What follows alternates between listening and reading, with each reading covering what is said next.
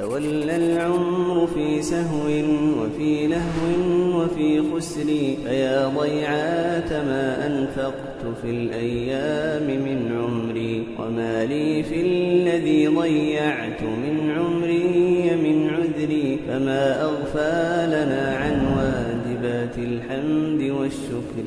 أما قد خصنا الله بشهر أيما شهر، بشهر أنزل الرحمن فيه أشرف الذكر، وهل يشبهه شهر وفيه ليلة القدر، فكم من خابر صحى بما فيها من الأجر، روينا عن ثقات أنها تطلب في الوتر، فطوبى لامرئ يطلبها في هذه العشر، ففيها تنزل الأملاك. الرحمن الرحيم. إن الحمد لله نحمده ونستعينه ونستهديه ونستغفره، ونعوذ بالله من شرور أنفسنا ومن سيئات أعمالنا، من يهده الله فلا مضل له ومن يضلل فلا هادي له، وأشهد أن لا إله إلا الله وحده لا شريك له، وأشهد أن محمدا عبده ورسوله صلى الله عليه وعلى آله وأصحابه وسلم تسليما كثيرا مزيدا إلى يوم الدين. أما بعد. This is our 10th class on the chapter of fasting from Zaad Al-Mustaqni, and previously we took how Ramadan starts and ends. Then we took the condition of one who fasts, which is the matters that we took, like Muslim, mukallaf, and able, and a resident, and a woman who's not on her menstrual cycle or postnatal bleeding. Now the author here comes with a new statement. وَإِذَا قَامَتِ الْبَيِّنَةُ فِي أَثْنَاءِ النَّهَارِ وَجَبَ الْإِمْسَاكُ وَالْقَضَاءُ عَلَى كُلِّ مَنْ صَارَ فِي أَثْنَائِهِ أَهْلًا لِوُجُوبِهِ. If the start of Ramadan is proven to an individual, if it's confirmed and witnessed to an individual, that's what we mean when we say وَإِذَا قَامَتِ الْبَيِّنَةُ. If it's established that it's Ramadan. And how do we know Ramadan starts or ends? One of two ways that we already took. The moon was sighted, and or we complete the previous month 30 days. That's the only two ways that a month for a fiqh Islamic perspective starts and ends. He said if it's confirmed to someone that it's Ramadan during the day, he must abstain from eating, drinking, sexual intercourse, and all that which voids the fast for the remainder of the day. على كل من صار في أثنائه أهلا لوجوبه. على كل من صار في أثنائه أهلا لوجوبه. If he is among those who fasting is obligated upon. Who are those fasting is obligated upon? Those who we studied in the previous couple classes. Sane, Muslim, over the age of puberty. The matters that we discussed and studied in detail. You notice how this sentence, this rule that we're studying today, is based on what we took in the previous classes. It ties into each other, and that's why it's very well organized. He said if Ramadan's confirmed to you, how's Ramadan confirmed? We already spent some classes on that, the moon sighted, or we complete 30 days. Then the next sentence says, if you're among those who fasting is obligated upon. Who are those fasting is obligated upon? We took that in the previous two classes. Very well organized and structured. Although it may not appear so, but in reality, when you study the substance of fiqh, it's very well organized in structures. Our ulama took a lot of time to write this. The statement saying over here that we're trying to discuss is if you sleep not knowing it's Ramadan. You went to sleep, you don't know if the next day is Ramadan. You forgot, you didn't know, you didn't pray the Isha at the masjid. You go to the masjid the next day for Dhuhr, Asr, and they tell you, one of your friends tells you, it's Ramadan today. From that point on, the author is saying you must abstain from food, water, intercourse, and everything that voids your fast. It doesn't matter what part of the day. If you went to the masjid in Fajr, and after Fajr your friend told you, today's Ramadan, you abstain there. If it was after Dhuhr, it was after Asr, you abstain for the remainder of the day from all that voids and nullifies a fast. Here, he says, if the proof has been established that Ramadan began, you do imsak, which means you abstain from eating, drinking, and intercourse. So the first opinion we have, is from the moment that it's been confirmed to you that this day is Ramadan, you abstain from eating, drinking, intercourse, and that which voids a fast This is the opinion of the overwhelming majority of the ulama. Ibn Taymiyyah strongly advocated for this opinion. In fact, some ulama consider this opinion an ijma'. Ijma' is consensus, means agreed upon. Ibn Abdul Barr rahimahullah said, the only person I know who disagreed with this opinion is Ata rahimahullah. So if it's not an ijma', it's so close to an ijma'. That's the first opinion, and it is actually the correct opinion. The second opinion is what Ata rahimahullah said, and it was one of two opinions by Imam Ahmad. They said one is not obligated to abstain for the remainder of the day when he finds out if it's Ramadan. I could not find any fiqh books that had this opinion of the mother fiqh books who stated this opinion by other than Ata, and of course one of two opinions by Imam Ahmad ibn Hanbal. Knowing nearly everything is disputed in fiqh, this is, if not an ijma', like I said, very close to an ijma'. What's the proof? عن سلمة بن الأكوع رضي الله عنه قال أمر النبي صلى الله عليه وسلم رجلا من أسلم أن أذن في الناس أن من كان أكل فليصم بقية يومه ومن لم يكن أكل فليصم فإن اليوم يوم عاشوراء. Salamat ibn al-Akwa said, the Prophet ﷺ ordered a man from the tribe of Bani Aslam, make an announcement. The announcement was what the Messenger ﷺ specifically told him to say, أَنَّ مَنْ كَانَ أَكَلَ فَلْيَصُمْ بَقِيَّةَ يَوْمٍ. This is a message for those who did not know that day was Ashura. He told his messenger, go announce that whoever has already eaten should fast from this day on. Fast from this point on. وَمَنْ لَمْ يَكُنْ أَكَلْ فَلْيَصُمْ فَإِنَّ الْيَوْمَ يَوْمُ عَاشُرَاء. Whoever has not eaten should continue his fast. Today's the day of Ashura. Everyone was ordered to abstain from eating and drinking, meaning fast for the rest of the day. If you ate, fast from now on. If you didn't eat, fast from now on. Why are we comparing Ashura to Ramadan in this fiqh issue?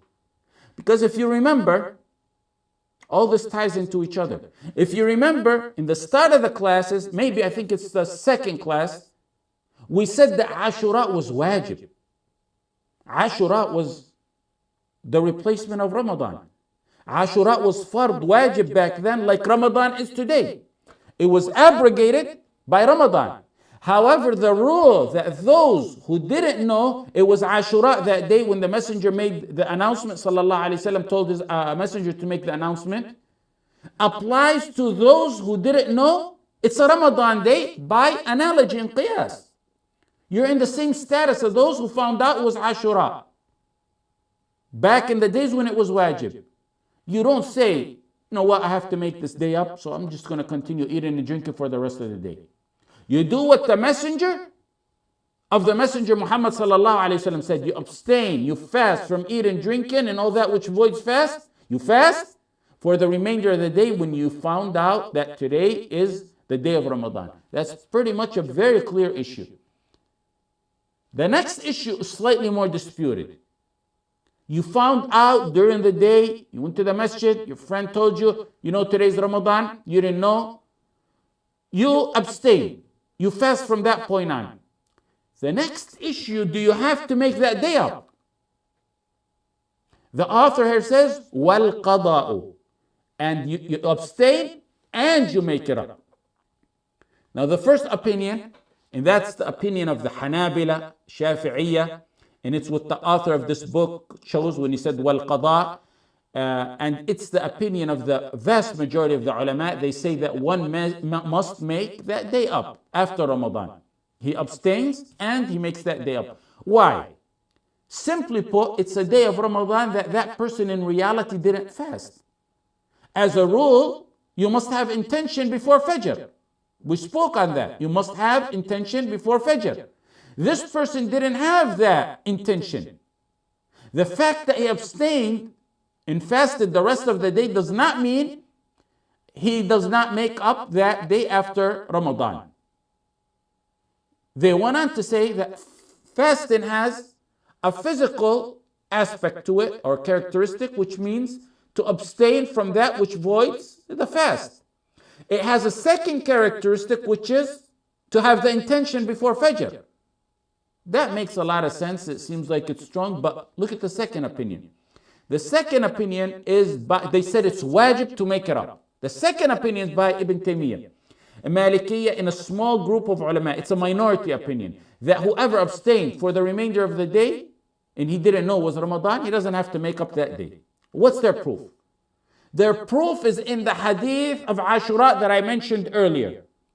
When the messenger ordered, sallallahu alayhi wasallam, his messenger to make an announcement, to abstain from eating, drinking, and that which voids the fast for the remainder of the day.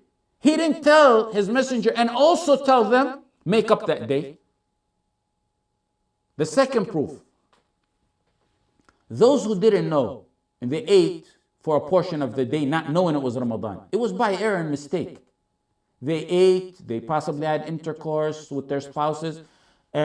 This was before it was confirmed to them that it was a day of Ramadan. They didn't violate the month. They were merely ignorant that Ramadan has started. So they fall under what is exempted of forgetfulness and error. رَبَّنَا لَا تُؤَخِذْنَا إِن نَسِينَا وَأَخْطَأْنَا. Oh Allah, punish us not if we forget or fall into error. So they said this falls under what's exempted of error and forgetfulness. A third proof they used is qiyas, analogy. They compared this scenario to someone who mistakenly thought it was sundown at Maghrib, but it wasn't. He broke his fast, he thought it was sundown, but it wasn't. We mentioned a hadith on this before, and it's a hadith in Bukhari where they said we broke our fast during the lifetime of the Messenger sallallahu alaihi wasallam on a cloudy day, and then the sun appeared. They broke their fast because it was very cloudy, it got dark. They thought it was Maghrib, they thought it was sundown.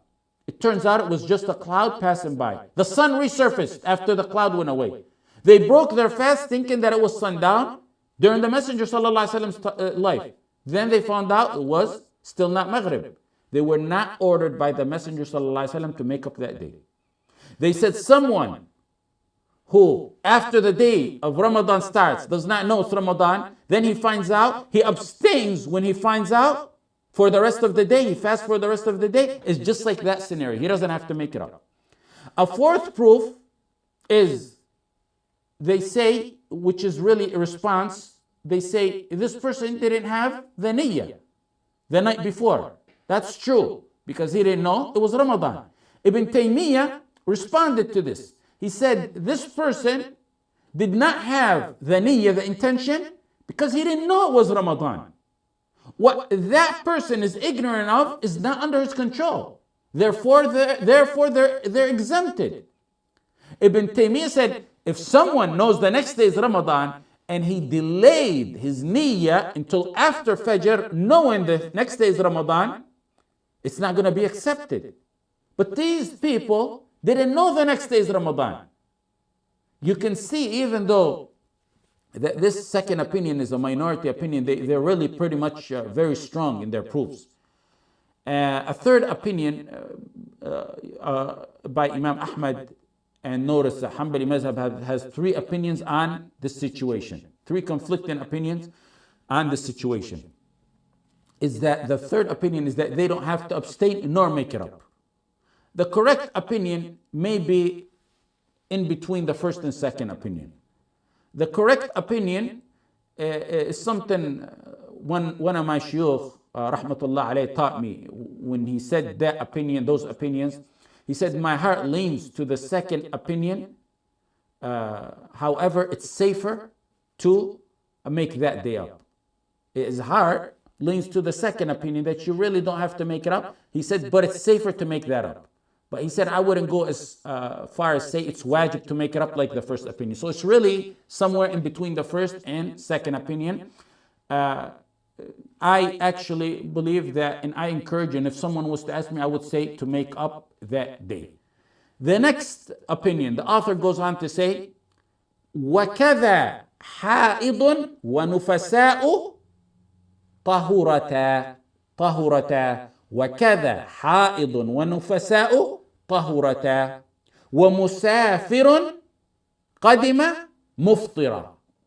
The author goes on to say, and likewise, a woman on her menstrual cycle or a woman in her postnatal bleeding and a traveler who returned home while he had broken his fast. What's all this mean? He said, and likewise. And likewise. If a person found out that it was Ramadan during the day, we already said he abstains for the rest of the day. He fasts for the rest of the day. We said it's a near ijma' on that. He's saying now, and likewise, if a woman is on her menstrual cycle, becomes pure during the day, she must abstain for the rest of the day. She must fast for the rest of the day. If a woman on her postnatal bleeding becomes pure during that day, she abstains for the rest of the day, of that Ramadan day. If a traveler, he traveled, he went out, he came back, he decided to break his fast because he's exempted, he was on his journey. He returned home before sunset, in the fasting hours of the day. He has to abstain for the rest of the day when he returns home.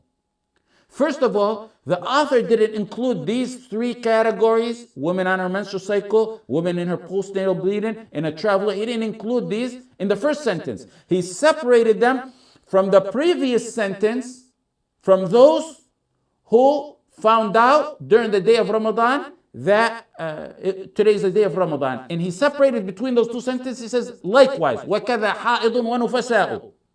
Why didn't he include them all together in one sentence? He could have. It could have been more eloquent to do so. He separated them with the word وَكَذَا. Because the answer to that is because these matters are greatly disputed. There's a trend in many of the fiqh books where they usually mention issues that have an ijma' consensus on them first, or a close to an ijma', like an overwhelming majority of opinion of ulama support that opinion, or a near ijma'. Then they follow that with issues that may be widely disputed by saying, and likewise, وَكَذَا. They tag them on with وَكَذَا. The man or woman who found out during the day that it's Ramadan must abstain for the rest, fast for the rest of the day. That's near ijma'. We stated Ibn Abd al-Barr said the only one I know of who disagreed with this was Ata. That's as close to an ijma' as you can get. But then, a woman on her menstrual cycle who becomes pure and clean that day, or a traveler, or a woman on her post-natal bleeding days, these three issues that the author mentions here, after he mentions وَكَذَا and likewise, they're widely disputed, unlike the first matter. So the author separated them from the first matter by the sentence وَكَذَا and likewise. He separated those three conditions from one who finds out during the day that it's Ramadan by saying وَكَذَا, because these three issues are widely disputed. Now let's talk about these three categories, three issues. A woman on her menstrual cycle, a woman in her after her postnatal bleeding, and a traveler who returns home. A woman on her menstrual cycle or postnatal bleeding becomes pure at dhuhr. Dhuhr, she's finished. The bleeding is done, and she takes a shower, she's clean. She has to make up that day and all days missed, while she was on her days of her menstrual cycle or postnatal bleeding. There is no question that they have to make up the missed days. وَمَنْ كَانَ مَرِيضًا أَوْ عَلَى سَفَرٍ فَعِدَّةٌ مِّنْ أَيَّامٍ أُخَرَ. Whoever's ill and on a journey, the same number of days which he didn't observe in Siyam, he must make up. That's for a traveler. And as for a woman who's ha'id or nufasa, that's by ijma' in the hadith in Sahih Muslim. كنا نؤمر بقضاء الصوم ولا نؤمر بقضاء الصلاة. Aisha said we were commanded to not make up the prayer, but we were commanded to make up the fasting. The question is, do these categories, we know they have to make it up. Do these categories that I mentioned have to abstain the day that they became clean and pure, or the day that traveler returned home? That's the issue at hand. The issue of them making that day up, that's ijma'. A traveler or woman on a menstrual cycle or postnatal, they have to make up those days. Now the first opinion, according to Abu Hanifa, in one of two opinions by Imam Ahmad, chosen by the author of this book, and the madhab of the Malikiyya, is a woman on her menstrual cycle or postnatal bleeding day, when she becomes pure of that, she has to fast for the remainder of that day in honor of that day, since she could not do an entire wajib, which is fast the entire day. She can do a partial wajib by fasting the remainder of the day when she is pure. They also said the woman or traveler who were exempted from fasting that day for an excuse, the excuse is no longer there, so they must abstain. That's the rationale behind that. The second opinion is one of two opinions by Imam Malik and one of two opinions by Imam Ahmad.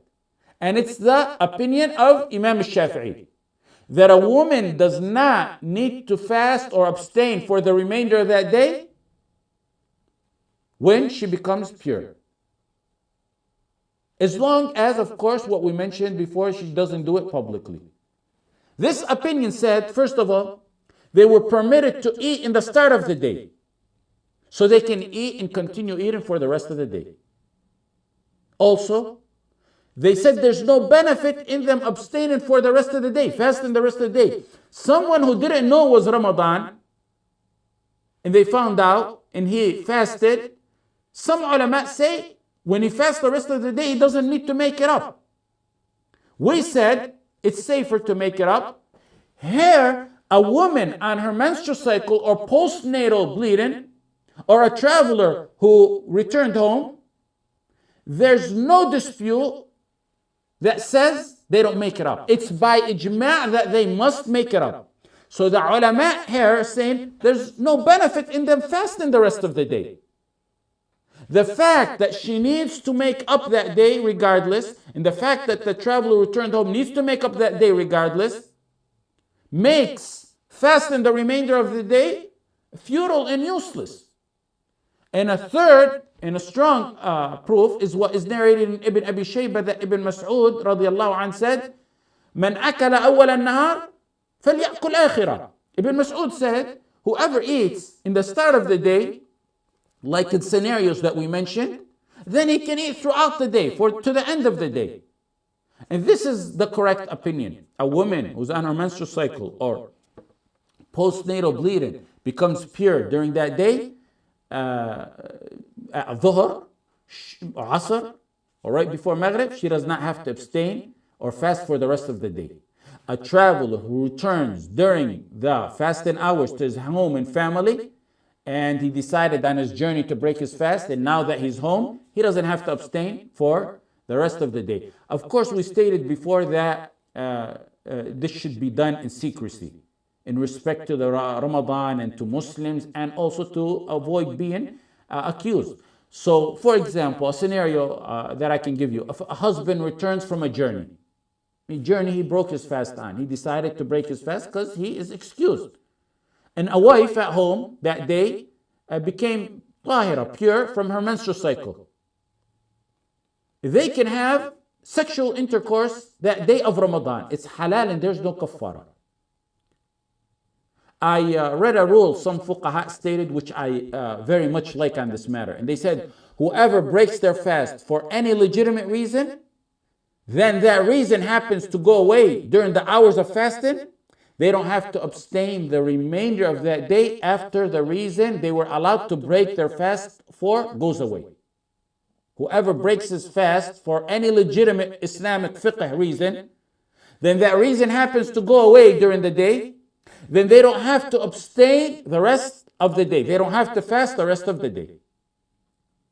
A last point, in addition to a woman on her menstrual cycle, and a woman in her postnatal bleeding, and a traveler that the author gave, there's other similar reasons that the author did not mention. For example, a nursing mother breaks her fast so she can nurse her infant, in care of her infant. She's excused. Her infant happens to die that day. She broke her fast to nurse him. The infant, her son, happens to die that day. She doesn't have to abstain for the rest of that day. Another scenario. The reason is whoever breaks his fast for a legitimate reason, then that reason goes away during that day. They don't have to abstain for the rest of the day. The rule that I gave you. Another scenario, more practical. And the author, I'm not sure why he didn't mention it. Person who's ill. He broke his fast because he's ill. He's exempted. After Asr, he's as healthy as can be. The fever or whatever he had went away. He doesn't have to abstain for the rest of the day. Why? We told you. Whoever breaks his fast for a legitimate reason, then that reason goes away during the day. Now he's cured. He doesn't have to abstain. And we mentioned to you the statement that Ibn Mas'ud radiallahu anh stated in Musannaf ibn Abi Shayba. So that's the opinion on this matter. Jazakumullahu khaira wa sallallahu ala Sayyidina Muhammad wa ala alihi wa sahbihi.